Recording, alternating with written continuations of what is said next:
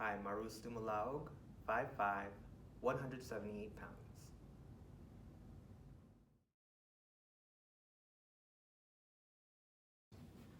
A few weeks ago, I'm in this little Italian place wearing my very sensual double knit shirt from Van Heusen. From out of nowhere comes this raven haired beauty who calls me Marcello and starts caressing my shirt. I told her, I'm Paul Rowe. She says, I've seen almost every movie you've ever made. I told her, I'm Paul Rowe. She says, how about coming up to my place for a drink? I told her,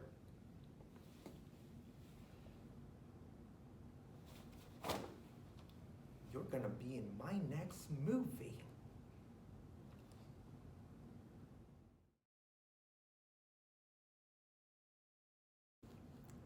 This is me, my DNA.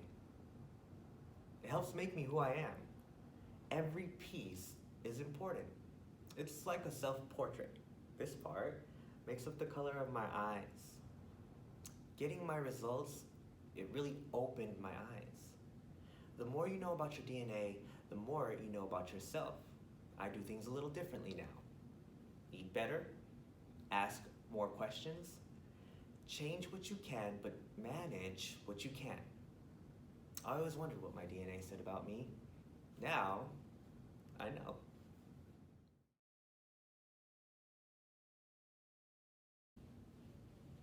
Before I begin a workout, need a snack.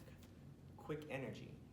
Not something too filling, but then again, enough to satisfy my appetite for the next meal. A Snickers bar is just the thing with a fistful of peanuts in every bite. Chewy caramel, rich, creamy milk chocolate. Snickers bar really satisfies.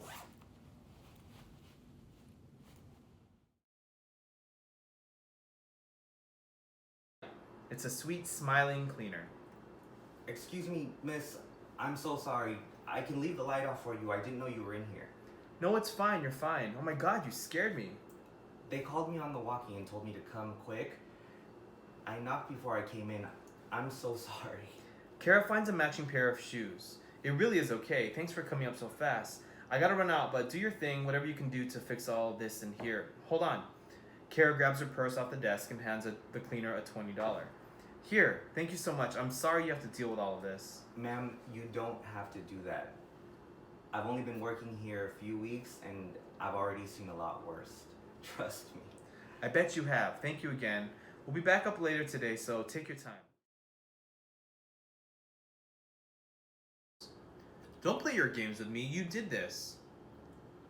I don't know what you're talking about. I loved him. 9 husbands? I told him it didn't make sense. You wanted him gone and you killed him. I was in the house. You knocked on my door. You saw me. You've seen me this whole time. Yeah, you're right, this whole goddamn time. Chris's eyes begin to water. I've seen you at bars talking with other men. They buy you drinks and you play along. You're being ridiculous. They put their arms around your waist, but you never seem to mind. You don't know what you're talking about. Just a few days ago, I was driving home from the station and there you were, cuddled up on a park bench with some guy. But where's my brother, your husband? He was just a friend. It's a small town, Sharon. Don't act so innocent.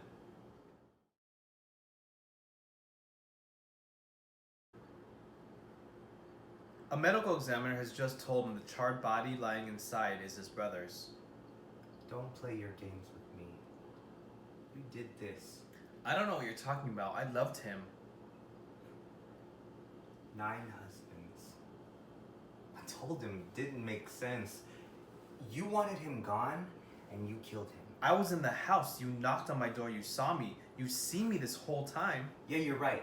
This whole goddamn time. Chris's eyes begin to water. I've seen you at bars talking with other men. They buy you drinks and you play along. You're being ridiculous.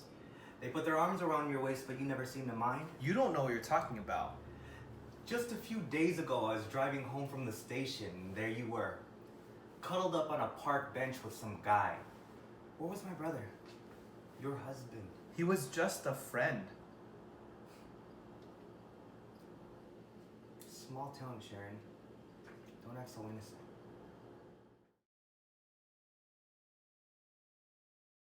Lieutenant Mueller approaches our hero with Lily, who from here on out will be known as Sarge. I'm Lieutenant Mueller. This is former Private Lily, now promoted to Sergeant Lily. Doc smiles. Sergeant Lily, I like the ring of that. Sarge will do, hippie. Doc has no reply. Well, I hate to cut the love fest short, but we've got some decisions to make. I'm good with that. Just to bring you up to speed, we left camp to intercept our convoy that was late to arrive. We found it abandoned, were ambushed, and lost a good man in the process. I'm sorry to hear that. Yeah, well, not as sorry as we were when we returned. The camp was abandoned. Everybody's gone. Warren processes the info. What about Sun May, Red? Doc shakes his head. We should get on the move before nightfall traps us in this camp. Whatever was out there that got our friends will most surely be out there when the sun sets. This compromises our ability to defend ourselves. But 10K's still out there. It's my mission to get you all to New America safely. I intend to do it. He's coming back, Warren. You know he is. Warren rolls it over. We'll stay the night, take off in the morning. Could be a mistake. Wouldn't be my first. Murphy joins Mueller. Something's out there, watching us. We're sitting ducks. Maybe it's one of them Z's, the kind that just won't go down. What are you talking about? You haven't seen one? No. Warren walks away. Mueller approaches Murphy. What's she looking for? It's complicated. Aren't they all? If she's looking for your boy, she's looking the wrong way. He went south. She's looking east. Maybe she's not looking for him right now. Mueller stands, grabs another log, tosses it on the fire, tends to it.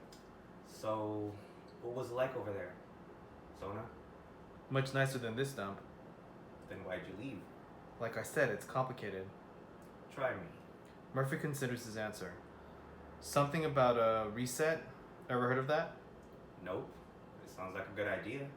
All I know is for 2 full years it was Club Med. Then one day someone gets cracked over the head with a 4-iron. So, it all fell apart then. Every party has that moment when you realize it's time to go. Well, none of that matters anymore. It's about getting all of you to New America. About this New America place, why are we all going there again? It's the only place to go. Actual civilization. Fortified, there's food, munitions, and a growing society. Sounds familiar. What do you mean by that? I mean, I've heard this 100 times before and it ends up being some utopian cult. Nobody said anything about utopia. It's a functioning outpost. That's it. But that's more than enough. Well, whatever it is, it just can't be as good as where we just came from. Maybe it's more real. And it's an actual sanctuary of working men, women, and children. Oh, great. Kids. You got a problem with kids? Yes? You have any of your own? Especially my own. Doc enters. Zombies are getting crazier by the minute out there. One of my men went down in the firefight. We had to mercy him, headshot. And still, he came back, charged us like a bull. You start to wonder if something's happening out there, something that can't be stopped. Could explain what happened to everyone. Well, maybe we should do something about it. What can we do? I told you all we should have left, but now we're stuck here waiting for your boy. Our boy saved your ass back on that road. Have you already forgotten about that? It ain't personal, bud. We've all lost people. We've all seen our brothers go down, but we need to be smart. Another noise from the wood draws their attention. End scene. Sharon's sitting at a table sorting through a pile of mail. Gordon enters with a cup of coffee. More medical bills? Haven't we paid these? Those were for the first operation. What's the damage so far? 12,000. You have to be kidding. They're practically robbing me. Well, medication isn't cheap, and there are only a few doctors in the area who specialize in his condition. I think it might be time for you to get a job. Who is going to take care of James? He has serious health concerns, Gordon. He needs me at home. He's 18 for fuck's sake and has crutches. He'll be fine. That's our son you're talking about. Our son. I know you don't feel like he's part of the family, but when you married me, he became yours. You knew this. Now I need you more than ever. I know, you're right. I'm so sorry. We'll do whatever we can to make sure he gets better.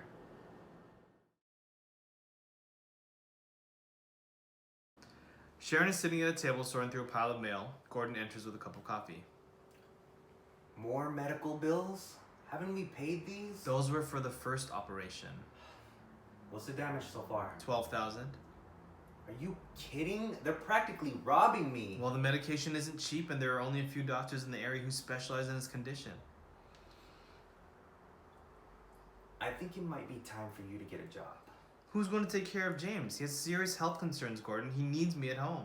He's 18 for fuck's sake and has crutches. He'll be fine. That's our son you're talking about. Our son?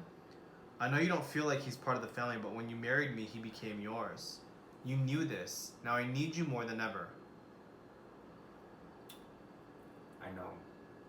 You're right. I'm so sorry. We'll do whatever we can to make sure he gets better.